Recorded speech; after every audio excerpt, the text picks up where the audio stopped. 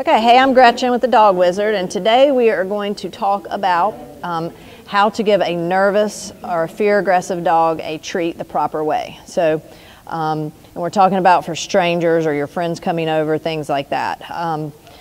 There's some things that if your friends and strangers do can make sure the dog has a much better experience.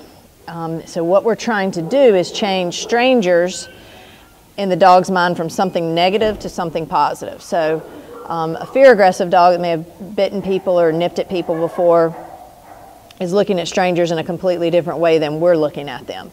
When we see our friends approaching, we see friendly people, but dogs that have fear aggression are seeing a scary something walking toward them that is very unpredictable. So what we want to show and do is change the dog's opinion of that and change their expectation.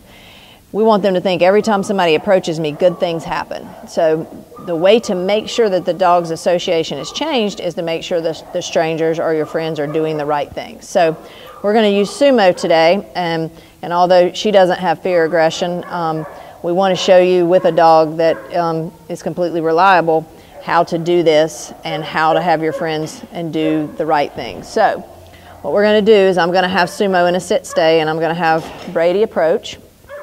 And I'm going to tell Brady if he wants to offer a treat, and Brady's going to do the right things. By the right things, what we mean are no eye contact whatsoever with the dog. That's a very intimidating thing.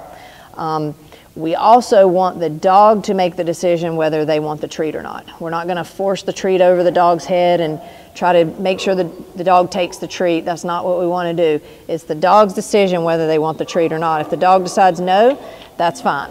All right, so Sumo, you ready? All right, so I'm going to put Sumo in a sit stay. Sumo, sit. Good girl. And Brady's going to approach, and I'm going to have Brady stop about 5 or 6 feet out in front of me.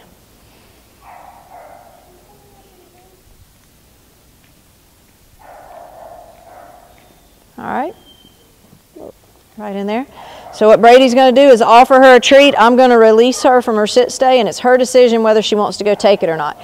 If we've done our job right with a fear-aggressive dog, the dog, as strangers are approaching, the dog should be looking at hands thinking, where's my treat? Where's my treat from that nice, friendly stranger? So, Sumo, okay, you're through.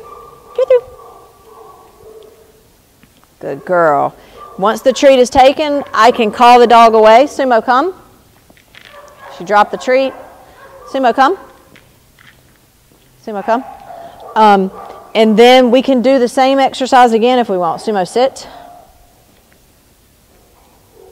Good girl. So I can say, Sumo, sit. Sumo, sit. Okay, Sumo, go say hello. Good girl. As soon as the dog is expecting the right thing, then we've done the right thing, okay? So, Sumo, come. Sumo, come. Girl. All right, Sumo, sit. Now we're going to show you the wrong things to do. What we don't want are people walking right up, forcing the treat over the dog's head. Brady, just hold it and do what people do.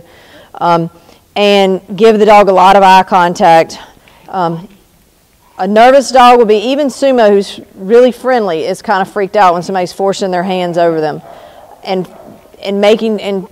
another thing people do is they always say this, dogs love me.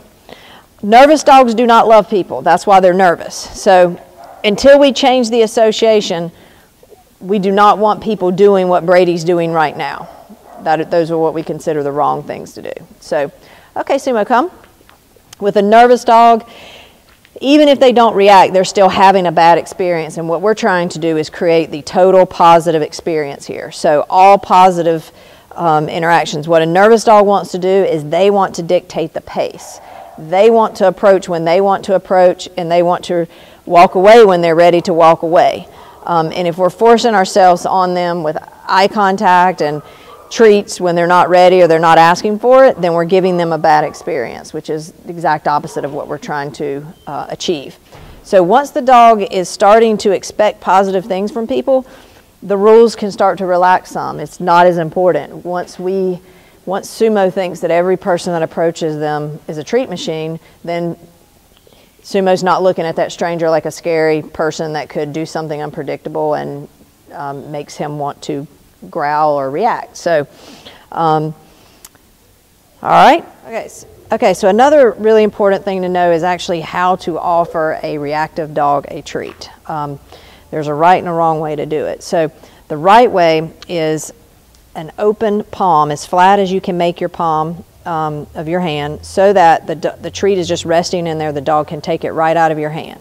What you don't want to do is offer any dog really, but especially a reactive dog that has bitten before, a treat like this.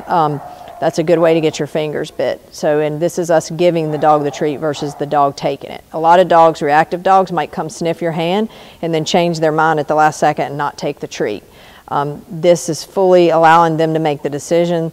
This is more forcing them to take the treat, for us to give them the treat versus them take it. So, so definitely just open palm, and then when you release the dog, okay, Sumo can actually take it right out of my hand stays flat, and then I can just move it away. All right.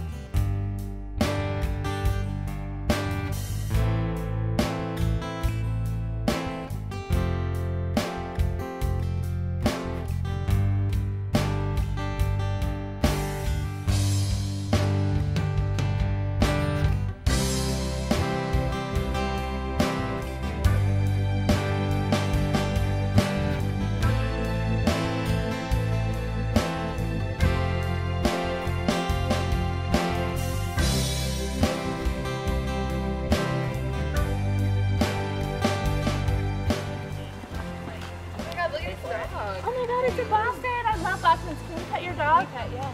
No, actually, he's really nervous with people. If you guys just back up just a little bit, give him a little space. It's okay. If I could get you guys to give him a treat for me, sure. Give him no eye contact, and I'll put him in a sit, and I'll release him. If he wants to treat, he'll come and get it. Okay. No eye contact. Okay. Good. Oh, what a cutie. Good boy, Oscar. Very cute. Thanks. Thank you.